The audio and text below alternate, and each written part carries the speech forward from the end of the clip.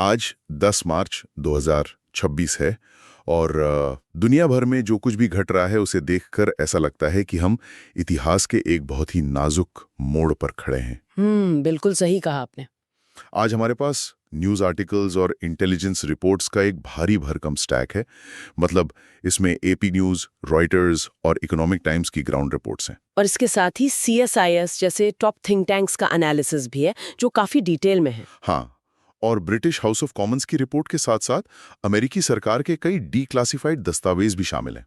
तो हमारा आज का मिशन एकदम साफ है। सूचनाओं के इस भारी अंबार से, मतलब इस भयानक इंफॉर्मेशन ओवरलोड से, उन सबसे जरूरी कड़ियों को निकालना। बिल्कुल, ताकि सुनने वाले आसानी से समझ सकें कि आज दुनिया में असल में चल क्या रहा है और इसका असर हम सबकी जिंदगी पर कैसे पड़ने वाला है। लेकिन देखिए, इससे पहले कि हम इस विस्तृत चर्चा में गहराई से उतरें, एक जरूरी बात स्पष्ट करना चाहूंगा। हाँ, यह डिस्क्लेमर बहुत जरूरी है। आज के हमारे सोर्सेज में युद्ध, ग्लोबल पॉलिटिक्स और कूटनीति से जुड़े कई बेहद संवेदनशील मुद्दे हैं। इनमें वामपंथी और दक्षिणपंथी दोनों ही विचारधाराओं के बयान और रिपोर्टिंग शामिल हैं। हमारा मकसद यहाँ किसी भी देश, पक्ष या विचारधारा का बचाव या समर्थन करना नहीं है। एकदम नहीं।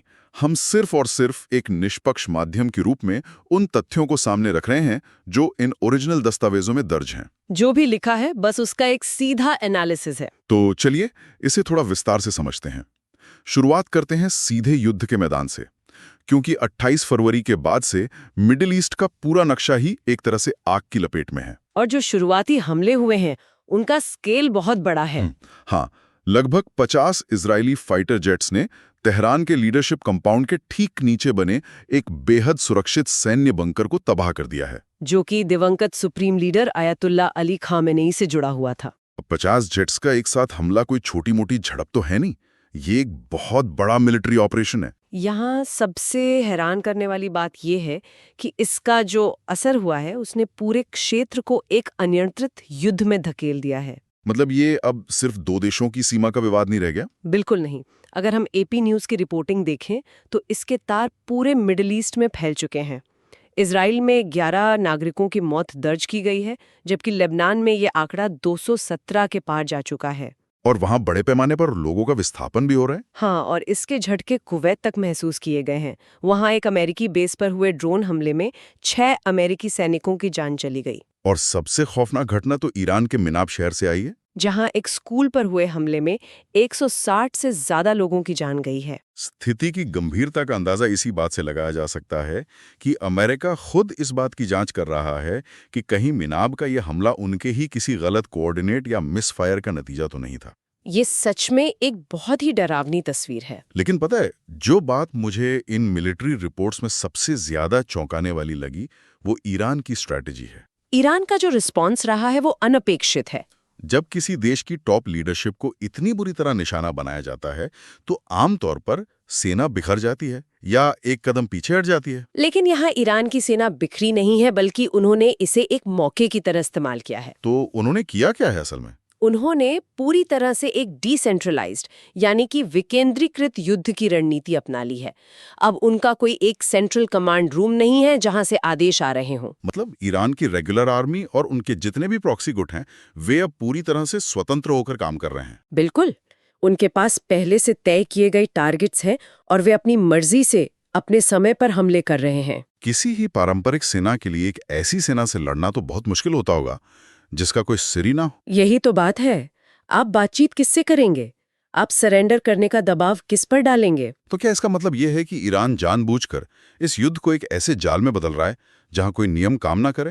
रिपोर्ट्स में एक टर्म का जिक्र बार बार आया है, इन्विटेशन टू इन्वेड, यानी आक्रमण का निमंत्रण। हाँ, और कोई भी देश अपनी जमीन पर दुश्मन की सेना को क्यों बुलाना चाहेगा? क्योंकि वे अमेरिका को उसी पुराने दलदल में खींचना चाहते हैं जहां वो पहले भी फंस चुका है। ईरान की रणनीति बहुत स्पष्ट है। वे अमेरिका को उकसा रहे हैं कि वो सिर्फ हवाई हमले न करे बल्कि ग्राउंड वॉर शुरू करे, अपनी सेना जमीन पर उतारे। और अगर अमेरिका ऐसा करता है तो उसे इराक और अफगानिस्तान की तरह एक और अंतहीन युद्ध लड़ना पड़ेगा। ईरान का भूगोल बहुत जटिल है। अपनी जमीन पर एक डिसेंट्रलाइज्ड दुश्मन से लड़ना अमेरिका के संसाधनों को बुरी तरह निचोड़ देगा। ये एक सोची समझी मिलिट्री ट्रैप है। और अमेरिका का रवैया देखकर ऐसा लग भी रहा है कि वे इस ट्रैप के बिल्कुल मुहाने पर खड़े हैं। दस्तावेजों के मुताबिक अमेरिका ने उस क्षेत्र में 50,000 से ज्यादा सैनिक, 200 फाइटर जेट्स और 2 एयरक्राफ्ट कैरियर तैनात कर दिए हैं। यहाँ तक कि उन्होंने 82nd एयरबोर्न डिवीजन की एक बहुत ही अहम मिलिट्री ड्रिल को बीच में ही रद्द कर दिया है। 82nd एयरबोर्न तो वो फोर्स है जो कुछ ही घंटों के भीतर दुनिया में कहीं भी डिप्लॉय की जा सकती है। ड्रिल रद्द करने का सीधा मतलब है कि उन्हें स्टैंड बाय पर रखा गया है ताकि आदेश मिलते ही वे सीधे युद्ध के मैदान में कूद सकें। और इसके साथ जो राजनीतिक बयानबाजी हो रही है वो तो आग में घी डाल रही है। राष्ट्रपति डोनाल्ड ट्रंप ने साफ तौर पर ईरान से बिना शर्त आत्मसमर्पण की मांग कर दी है। उन्होंने स्पष्ट शब्दों में चेतावनी दी है कि अगर ईरान ने ऊर्जा आपूर्ति रोकी तो वे 20 गुना अधिक ताकत से हमला करेंगे। इस सब में ब्रिटेन भी अब चुपचाप नहीं बैठा है। साइप्रस और कतर में जो यूके के बेस हैं उन पर भी हमले हुए हैं। रॉयल एयरफोर्स को अब लगातार रक्षात्मक उड़ानें भरनी पड़ रही हैं ताकि वे ड्रोन और मिसाइलों को रोक सके। मतलब दुनिया की बड़ी ताकतें अब सीधे तौर पर इस युद्ध में उतर चुकी हैं। लेकिन जब ट्रंप ऊर्जा आपूर्ति की बात करते हैं तो ये उस चीज की तरफ इशारा है जो इस पूरे युद्ध का सबसे खतरनाक पहलू है। बिल्कुल, इसका आर्थिक असर। मिसाइलें भले ही मिडिल ईस्ट में गिर रही हों, लेकिन इसका सीधा असर गैस स्टेशन और अर्थव्यवस्था पर पड़ रहा है। अगर हम इसे बड़ी तस्वीर से जोड़कर देखें तो ये संघर्ष सिर्फ जमीन का नहीं है, ये सीधे तौर पर दुनिया के तेल के बारे में है। CSIS की रिपोर्ट होर्मुज जलडमरू या स्ट्रेट ऑफ होर्मुज की बहुत ही चिंताजनक तस्वीर पेश करती है। ये वो समुद्री रास्ता है जहां से दुनिया का 20% पेट्रोलियम रोजाना गुजरता है। और इस वक्त ये रास्ता लगभग पूरी तरह से ठप हो चुका है। रिपोर्ट में जो सबसे दिलचस्प डिटेल थी वो चीनी जहाज़ों के बारे में थी। चीन के जो बड़े कार्गो शिप वहां से गुजरते हैं वे अब अपना AIS ट्रैकिंग सिस्टम बंद करके वहां से निकल रहे हैं। इसे डार्क रूटिंग कहते हैं। सोचिए, दुनिया के सबसे बड़े व्यापारिक जहाज़ों को छिपकर बिना आवाज किए निकलना पड़ रहा है ताकि उन पर मिसाइल न गिर जाए। और इसी बीच कतर के ऊर्जा मंत्री का बयान किसी खतरे की घंटी से कम नहीं है। उन्होंने कहा है कि कच्चे तेल की कीमत $100 प्रति बैरल पार कर चुकी है। और अगर इस रास्ते को जल्द नहीं खोला गया तो ये $150 तक जा सकती है।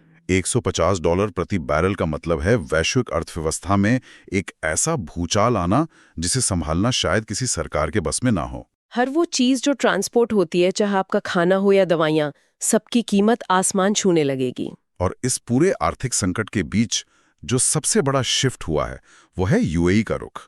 UAE वाला हिस्सा तो वाकई में हैरान करने वाला था। हाँ, ईरान ने UAE पर 1000 से ज्यादा मिसाइल्स और ड्रोन दागे। और जवाब में UAE ने जो किया है वो ऐतिहासिक है। इतिहास में लंबे समय तक UAE ईरान के लिए एक आर्थिक लाइफलाइन रहा है। लेकिन अब UAE ने ईरान की अरबों डॉलर की संपत्ति और एसेट्स को पूरी तरह से फ्रीज करने का फैसला लिया है। ये ईरान की अर्थव्यवस्था की रीढ़ की हड्डी तोड़ने जैसा है। विकेंद्रीकृत युद्ध लड़ तो रहे हैं, लेकिन लड़ाकों के लिए पैसा तो चाहिए। जब संपत्ति अचानक फ्रीज हो जाए तो सिस्टम चरमरा जाता है। इसका असर दुबई के मार्केट पर भी पड़ रहा है। जो इन्वेस्टर्स दुबई को सुरक्षित मानते थे वे अब घबराए हुए हैं। पैसा निकालकर सिंगापुर शिफ्ट किया जा रहा है।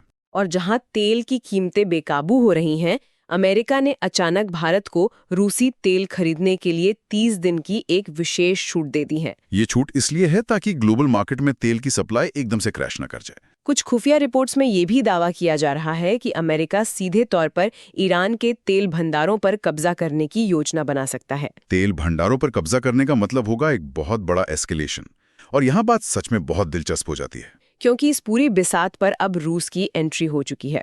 रेडिफ की रिपोर्ट के मुताबिक रूस सीधे सेना नहीं भेज रहा है, लेकिन वो अपने सैटेलाइट नेटवर्क के जरिए ईरान को खुफिया जानकारी दे रहा है। वे ईरान के उन स्वतंत्र गुटों को बता रहे हैं कि अमेरिकी युद्धपोत इस वक्त समंदर में कहाँ हैं और किन बेसिस पर सुरक्षा कम है। ये एक क्लासिक प्रॉक्सी वॉर टैक्टिक है। रूस एक भी गोली चलाए बिना अमेरिका के लिए बड़ा सिरदर्द बन गया है। हालांकि अमेरिकी रक्षा मंत्री पीट हेग्सेथ ने इस रूसी इंटेलिजेंस वाली बात को पूरी तरह से खारिज कर दिया। उन्होंने कहा कि अमेरिका के पास दुनिया की सबसे बेहतरीन इंटेलिजेंस एजेंसी है। लेकिन अगर सब कुछ इतना ही कंट्रोल में है तो अमेरिका की घरेलू राजनीति इतनी उथल-पुथल में क्यों है? 6 मार्च के जो अपडेट्स आए हैं वे दिखाते हैं कि अमेरिका एक साथ कई मोर्चों पर लड़ रहा है। राष्ट्रपति ट्रंप ने होमलैंड सिक्योरिटी की सेक्रेटरी क्रिस्टी नोम को बर्खास्त कर दिया है। जब आपकी सेनाएं दुनिया के दूसरे कोने में युद्ध लड़ रही हों, तब आंतरिक सुरक्षा के मुखिया को हटाना प्रशासन के अंदर पैनिक दिखाता है। और उनकी जगह ओक्लाहोमा के सीनेटर मार्क वेन मुलिन को नामित किया गया है। मुलिन एक पूर्व MMA फाइटर और चिरोकी नेशन के नागरिक हैं। वे अपनी आक्रामक शैली के लिए जाने जाते हैं। प्रशासन किसी भी खतरे को बहुत ही सख्ती से कुचलना चाहता है। लेकिन इस सख्ती के बावजूद फंड की कमी भी एक बड़ा मुद्दा है। ट्रंप के टैरिफ पर सुप्रीम कोर्ट की रोक के कारण फंड की भारी कमी हो गई है, जिसकी इस वक्त सबसे ज्यादा जरूरत है। एक तरफ ईरान, दूसरी तरफ रूस की चालें और घर के अंदर कैबिनेट में फेरबदल और पैसों की कमी। स्थिति बहुत जटिल है। लेकिन जब दुनिया की नजरें मध्य पूर्व के आसमान पर हैं, तब एक और खामोश युद्ध चल रहा है, क्लासरूम्स और लैब्स के अंदर। इसका खुलासा मई 2024 के हाउस ओवरसाइट कमेटी लेटर में हुआ था। इससे एक बहुत ही महत्वपूर्ण सवाल खड़ा होता है, क्या हम राष्ट्रीय सुरक्षा को सिर्फ मिसाइलों और बंकरों के चश्मे से ही देखते हैं? चीनी कम्युनिस्ट पार्टी या CCP अमेरिकी स्कूलों और विश्वविद्यालयों में एक राजनीतिक युद्ध चला रही है। 1000 टैलेंट्स प्रोग्राम, जिसे अब क्यूमिंग कहा जाता है, और कन्फ्यूशियस इंस्टीट्यूट के जरिए चीन अमेरिका की tax payer funded stem research और तकनीकी ज्ञान को चुरा रहा है। यही नहीं, वे अमेरिकी परिसरों में पढ़ रहे चीनी छात्रों पर भी निगरानी और दबाव बनाते हैं। वे बुनियादी रूप से कल की तकनीक को कंट्रोल करना चाहते हैं। राष्ट्रीय सुरक्षा केवल हथियारों के बारे में नहीं है। ये इस बारे में भी है कि कल की तकनीक कौन विकसित करेगा और उस पर किसका नियंत्रण होगा। तो इस सब का असल मतलब क्या है? अगर हम इन सभी बिंदुओं को एक साथ पिरोएं, तो 10 मार्च 2026 तक हम एक ऐसी दुनिया देख रहे हैं जहां ईरान में बिना लीडरशिप वाली स्वतंत्र सैन्य टुकड़ियां लड़ रही हैं। तेल $100 पार कर चुका है। रूस पर्दे के पीछे से खेल रहा है और चीन चुपचाप शिक्षा और रिसर्च के रास्ते घुसपैठ कर रहा है। सब कुछ आपस में जुड़ा हुआ है। दुनिया की हर घटना कनेक्टेड है। गैस स्टेशन पर बढ़ती कीमतें और स्कूलों में विदेशी फंडिंग, दोनों ही इसी बदलती भू राजनीति का हिस्सा हैं। बिल्कुल। और इसी से मेरे मन में एक विचार आता है। जरा कल्पना कीजिए, अगर एक क्षेत्रीय युद्ध रातों रात दुनिया भर के तेल व्यापार को ठप कर सकता है, और UAE तथा इजराइल जैसे ऐतिहासिक प्रतिद्वंदियों को ईरान के खिलाफ एक अघोषित गठबंधन में खड़ा कर सकता है। क्या भविष्य में सुपर पावर देशों की परिभाषा ही बदल जाएगी? अगर ये विकेंद्रीकृत और बिना नियम वाला युद्ध भविष्य का नया नॉर्मल बन गया, तो दुनिया की अर्थव्यवस्था किस पर निर्भर करेगी? ये एक बहुत ही गंभीर सवाल है जिस पर हमें सोचना होगा। इस विस्तृत चर्चा में हमारे साथ जुड़ने के लिए बहुत बहुत शुक्रिया।